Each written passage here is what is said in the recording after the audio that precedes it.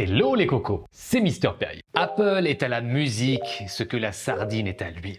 Entre eux, c'est un véritable amour et tout ça depuis plus de 20 ans avec la sortie du premier iPod. Quel joli engin. Apple a donc sorti plein de produits musicaux, iTunes, des écouteurs, un casque et même une enceinte pour leur iPod, le très volumineux iPod hi-fi qu'ils ont fait évoluer il y a quelques années en enceinte connectée, le HomePod. Sorti initialement en 2018 dans le monde mais pas en Suisse à cause de nos 4 langues nationales qui posaient problème à Siri. Et oui, en Suisse on est 22,9% de francophones, 62,6% de germanophones, Schweizerdeutsch, 8,2% d'italophones, saluti Mr. Pipistro, et 0,5% de romanchophones. Le romanche est une langue rhéto-romane dérivée du latin. Tu comprends donc pourquoi il n'était pas facile d'intégrer Siri dans ce machin. Même l'HomePod mini sorti en 2020 est sorti 2 ans plus tard à cause de ça, en Suisse. En plus, Apple a arrêté la commercialisation de la version HomePod classique en 2021. Je pensais donc que l'HomePod était mort et qu'il ne verrait jamais vie de manière officielle en Suisse. Mais après 5 ans d'attente, le HomePod est de retour dans sa version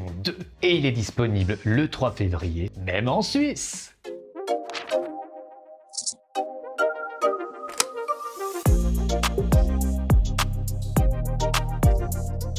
Déjà pour se faire pardonner de ne pas l'avoir sorti en Suisse, Apple nous le sort au même prix qu'aux USA, 299 $ ou 299 francs suisses, alors qu'en France il est 349 €. Je trouve vraiment dommage qu'en Europe le prix ait augmenté à cause de la chute de l'euro. En plus, le pouvoir d'achat est plus faible qu'en Suisse. Apple, vous devriez faire un petit effort pour les Européens. Eh bien, chers amis français, si vous voulez économiser 50 €, eh bien, venez visiter la Suisse, nom de bleu. Au niveau des couleurs, on a toujours du blanc, que j'aime beaucoup, mais qui est un petit peu salissant. Et puis, le gris sidéral a été remplacé par du midnight, ou du minuit chez nous, qui tire un peu vers le bleu suivant l'éclairage. Un peu bleu, nom de bleu.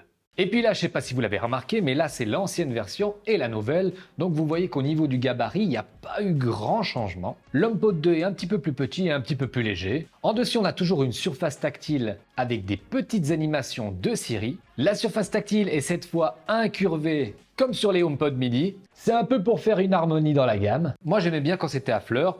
Mais ça gêne pas au niveau du design. Avant, le plus et le moins apparaissaient quand on appuyait dessus. Maintenant, ils sont toujours affichés. Et Siri, avant, apparaissait seulement au milieu. Et maintenant, il recouvre toute la surface tactile. Et c'est plutôt joli, nom de bleu, salut! Mais la nouveauté que je trouve vraiment cool, et ça c'est bien pour notre planète, le tissu mesh, pas wesh, mesh, est entièrement recyclé cette fois. Sinon, beaucoup de gens ont dit que la grande nouveauté, c'était le fait de pouvoir retirer le câble d'alimentation, mais c'était aussi possible sur la version 1, fallait juste un tout petit peu tirer. Par contre, c'est pas possible sur le HomePod mini, ne tirez pas comme des sagouins. Mais les gros changements, mes chers cocos, eh bien ça se passe bien sûr à l'intérieur. Notamment l'ensemble des haut-parleurs qui ont été redessinés. On a par contre maintenant plus que 5 tweeters au lieu de 7 avant, et cette fois ils sont placés en bas et pointent vers le haut. Alors moins de tweeters, je pense vraiment qu'Elon Musk va être vénère, mais pas de souci, car on a à l'intérieur la puce S7, la même qui est dans l'Apple Watch, et qui a un traitement audio encore plus avancé, et donc c'est pas la quantité qui compte, c'est la qualité.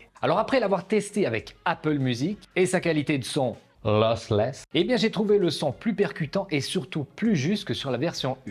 On entend beaucoup mieux les voix, et ça je pense c'est grâce à une meilleure diffusion dans l'espace, grâce justement aux effets algorithmiques de la puce S7. Au niveau des microphones, eh bien on en a aussi moins. Pour appeler Siri, il n'y en a que 4 contre 6 sur la première version. Mais ne vous inquiétez pas, Siri répond aussi vite, même plus vite. Par contre, je vais vous épargner les 10 dans cette vidéo pour pas que votre iPhone ou vos iDevice vous fassent... Oui, c'est moi. Actuellement, niveau musique, Siri ne reconnaît pour l'instant que Apple Music pour les demandes. Alors moi, j'adore Apple Music depuis plusieurs années. Je trouve que leur catalogue est gigantesque. Et avec le prix individuel, eh bien, on a toutes les qualités de son. Pas besoin de payer un prix supplémentaire pour avoir par exemple la qualité lossless, Dolby Atmos, etc. Mais je comprends tout à fait que si vous êtes abonné à Spotify et consorts, eh bien, vous avez envie aussi de l'utiliser avec votre HomePod. Eh bien, pas de problème parce que Apple a développé un API pour les développeurs. Ils vont pouvoir donc intégrer leur programme de musique directement avec Siri. On va juste un peu attendre les mises à jour. Pour les basses que j'aimais déjà beaucoup sur la V1, et bien sur cette V2, on a un woofer de 4 pouces à haute excursion. Ça veut dire qu'il aime bien partir en balade quoi. Mais aussi un micro interne qui permet l'égalisation des basses. Et c'est là que la magie opère. le rendu des basses est vraiment toujours aussi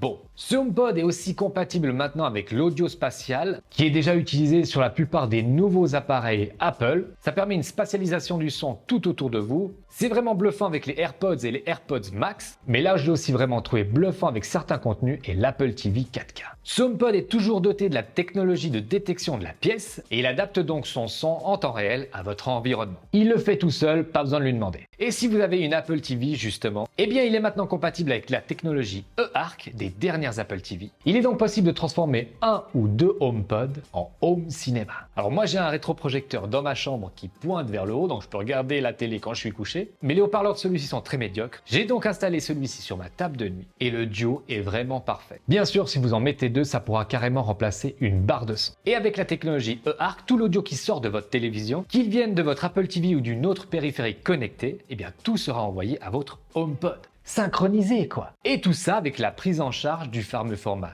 Dolby Atmos que j'adore, et la plupart des séries d'Apple TV+ sont compatibles avec ce format, et quand vous y aurez goûté, vous aurez du mal à vous en passer. Et puis comme les basses sont super bonnes, on n'a même pas besoin de caisson de basse, mais bien sûr faut investir dans deux HomePod, ce qui vous fait au final le prix d'une barre de son premium. Par contre, pour faire un appairage stéréo, eh bien il vous faut des HomePod de la même génération. Donc si vous avez un V1 et un V2, ce sera malheureusement pas compatible. L'autre fonctionnalité intéressante qui fait ses débuts sur le HomePod et qui se cachait dans le HomePod mini et qui vient d'être débloqué avec la dernière mise à jour, ce sont les capteurs de température et d'humidité. Vous pouvez directement donc avec l'application Maison connaître la température moyenne de vos pièces, mais aussi le taux d'humidité. Vous pouvez aussi demander la température et l'humidité à Siri, il vous le dira vocalement. Vous pouvez toujours avec ce HomePod commander votre maison connectée avec HomeKit, mais là en plus il y a la nouvelle norme Matter. C'est un protocole open source qui fonctionne avec de nombreux appareils de maison intelligente et qui va pouvoir tous les regrouper. Et ça, c'est bien cool. Parce qu'avec tous ces protocoles différents, ça ne savez plus où donner de la tête. Et une autre fonctionnalité de HomeKit qui arrivera avec une mise à jour logicielle au printemps, elle pourra écouter les alarmes de fumée et de monoxyde de carbone et envoyer une notification directement sur l'iPhone de l'utilisateur qui sera averti qu'il y a peut-être le feu à la maison. Et si vous avez une caméra dans la même pièce, il vous donnera même des images. Vous pourrez même avec le HomePod parler à la personne qui est à l'intérieur du logement pour lui dire « Appelle vite les pompiers ». Et une dernière fonction qui était disponible sur le mini mais pas sur la première version de l'HomePod, c'est de pouvoir approcher son iPhone du HomePod. Vous sentez une petite vibration et vous pouvez transférer la musique directement de votre téléphone à l'enceinte. Je vous avais dit que le son était bon. On arrive à la grande question, faut-il craquer pour ce HomePod version 2 ? Eh bien, si vous possédez déjà la V1 ou deux V1, pas forcément. À moins que vous vouliez profiter du Dolby Atmos, de l'audio spatial 3D, pour justement le connecter à votre Apple TV 4K et profiter de tout votre contenu avec un son vraiment très bon. Si vous possédez déjà un HomePod mini et que vous voulez passer à la qualité supérieure, j'ai toujours trouvé le son du mini vraiment bon pour sa taille, même bluffant. Mais si vous voulez profiter d'un son plus ample et qui peut remplir de plus grandes pièces, eh bien le HomePod 2 vous permettra de le faire. Pour ma part, le HomePod sera toujours l'une des meilleures enceintes connectées du marché. Je trouve que Siri est vraiment rapide pour tout ce qui est commande de maison connectée, mais aussi pour la musique. Vous pouvez ajouter un minuteur, une alarme, et tout se fait de manière très fluide. Mais pour vraiment profiter, eh bien, il faut faire partie de l'écosystème Apple, parce que pour l'instant, on est bloqué avec Apple Music, mais aussi avec l'iPhone. Donc c'est un super produit, mais qui n'est pas destiné à tout le monde. Et bien voilà les cocos, c'est la fin de cette vidéo. Comme d'habitude, pour me soutenir, n'hésitez pas à laisser un petit coup de pouce, mais aussi à vous abonner en appuyant sur le bouton qui est juste là. Vous pouvez aussi regarder une de mes dernières vidéos. Vous avez vu, le studio est en train de se vider. Je suis en train de le déménager dans celui que je vous avais déjà présenté il y a quelques temps, car cette année avec ma femme, eh bien, nous allons accueillir un deuxième enfant. Nous allons donc être les 4 fantastiques. Et mon studio actuel va donc devenir une chambre d'enfant. J'avais aussi un défi dans cette vidéo, porter le t-shirt que j'ai reçu à Noël. Donc voilà la famille Mac, le défi est relevé. Si jamais je peux pas, j'ai qu'à faire avec Tim Cook. Pas un peu mégalo d'avoir sa tête sur un t-shirt? Bon, c'est avec Tim Cook quand même. Bon, musique maestro.